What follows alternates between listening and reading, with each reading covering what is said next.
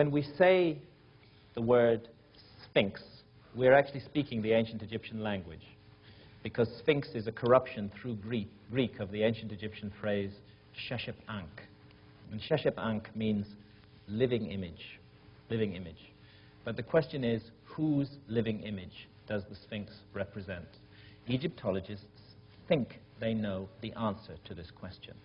And their theory about who the Sphinx represents and about the age of the Sphinx, their opinion on this matter, is falsely presented as fact in all our textbooks and all our encyclopedias.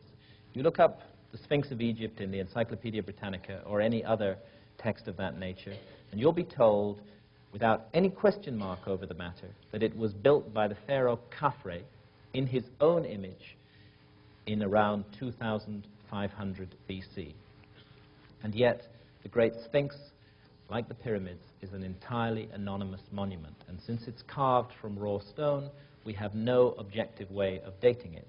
What we're dealing with that attribution to Khafre is purely and simply Egyptological opinion. And as Robert and I have gone on with our work into Giza and into the monuments of Giza, we have come to trust Egyptological opinion on these matters less and less. In fact, we don't think that the Egyptological opinion on these matters is right at all. We think the Egyptologists have got it totally and utterly wrong. Perhaps you agree with us, perhaps you don't. But one thing is for sure. It's very bad scholarship that the opinion of scholars should be presented as fact when it isn't fact. Let's see what the Egyptological opinion about the identification of the Sphinx really rests on. One thing it rests on is the face of the Sphinx. Egyptologists tell us that this anonymous monument looks like Khafre. And they say that because there are a few statues of Khafre that have survived which actually have Khafre's name on them. And so they compare the face of the Sphinx with the face of a known statue of Khafre, like this one, which is in the Cairo Museum. And they tell us that the two faces are identical. Well, we don't see it that way. We don't think that the two faces look similar at all. We think they look very different. But don't take our word for it, and don't take the word of Egyptologists for it. The person who really is an authority on faces is somebody like a police forensic artist, somebody who's made a lifetime study of the similarities and differences between faces. And back in the early 1990s, colleagues of ours, led by John Anthony West, brought a police forensic artist to Giza, Lieutenant Frank Domingo of the New York Police Department, with 20 years on the force. And he did a very careful point-by-point identikit comparison of the face of the Sphinx and the face of Khafre. And here are some of his drawings. What he concluded is that he just couldn't understand why Egyptologists were under the impression that the Sphinx looked like Khafre. He saw no resemblance between the two faces at all, and when he compared key angles of the faces, he concluded, he swore an affidavit to this effect, that whoever the Great Sphinx's face represents, it certainly does not represent the face of Khafre. The angles of the face are completely different, and he, in fact, concluded that the Great Sphinx represented an individual of an entirely different race from Khafre. Okay, so that dismisses the facial similarity view that Egyptologists wish to foist on us. What else do they base their attribution of the Sphinx to Khafre on? They tell us that there are certain texts around Giza which say that the Sphinx was built by Khafre. Let's look briefly into this issue. Let's start with a text that was found at Giza which says very definitely that the Sphinx was not built by Khafre. This is the so-called inventory stela, which stands neglected in a corner of the Cairo Museum today. According to Egyptologists, the inventory stela is a work of fiction. It's an ancient Egyptian novel, which we have to ignore. And why do we have to ignore it? The reason we have to ignore it is because it doesn't fit their theory. The inventory stela tells us that the Sphinx was already standing and already remotely ancient when Khufu, the predecessor of Khafre, came to the throne. And if the inventory stela is correct, then the Egyptologists must be wrong, and Khafre could not have built the Sphinx. But, say the Egyptologists, the inventory stela doesn't date from the same period as the Sphinx, and this is true. The inventory stela dates from about 1,200 years after the orthodox dating for the Sphinx. The orthodox dating for the Sphinx is 2,500 BC, and this stela belongs to the period of 1,200 BC, or perhaps a little bit later. They say, since it's not contemporary with the Sphinx, we don't need to pay attention to it.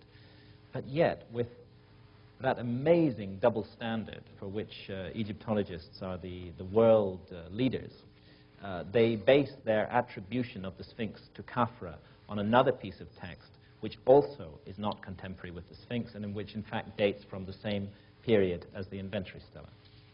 They base the attribution of the Sphinx to Khafre on this stela, which is called the Dream Stela, and it was put up by Pharaoh Thutmose IV to commemorate a restoration campaign that he undertook on the Sphinx. And on this stela, amongst many other interesting texts, which Robert will review, there is one single syllable, Kaf. And because of that single syllable and nothing else, the monument is attributed to Khafre by Egyptologists. They wish us to believe that Thutmose was telling us that Khafre had built the Sphinx, that he was commemorating the building of the Sphinx by Khafre. He might equally well have been telling us that Khafre was an earlier restorer of the Sphinx, or he might not have been referring to Khafre at all, because it's just a single syllable Kaf. So, on such flimsy foundations, perhaps the most important monument of the ancient world has been attributed for the last century or so to a particular pharaoh in a particular epoch. We think that it's vastly, vastly older than that. And I'm not going to go into the details of that. Robert will give all the details in his talk on Keeper of Genesis. But what I will briefly mention is the geology. Between 1991 and 1993, the Sphinx was studied by Professor Robert Schoch of Boston University, a leading geologist and one of the world's recognized specialists in the weathering of limestone. And he was brought to the site by our colleague John Anthony West, who had noticed these curious erosional features on the side of the Sphinx, and particularly prominently on the trench of bedrock out of which the Sphinx is cut, which obviously was made at the same time as the Sphinx. This undulating profile, this scalloped undulating profile, and these vertical fissures that run down through the rock could not have been caused by sand erosion, and they could not have been caused by wind erosion. They could only have been caused by one thing, and that is exposure to a very, very, very long period of heavy rainfall. And Professor Robert Schoch has put his reputation on the line, and he's subsequently been endorsed in this matter by hundreds of fellow geologists and opposed by very few, when he says that what we're looking at on the Sphinx, these, by the way, are later restoration blocks, what we're looking at on the Sphinx and on the surrounding trench is classic precipitation-induced weathering. The problem is that in 2500 BC, when the Sphinx is supposed to have been built, Egypt was as bone dry as it is today. The climate conditions did not exist then, and they have not existed since, to cause this kind of weathering around the Sphinx. The last time that sufficient rains fell in the eastern Sahara to have caused such weathering, when the Sahara Desert was still green, was around the end of the last ice age, focusing us back again towards that period, that mysterious period when the ice age came suddenly to an end, around 12,000 years ago.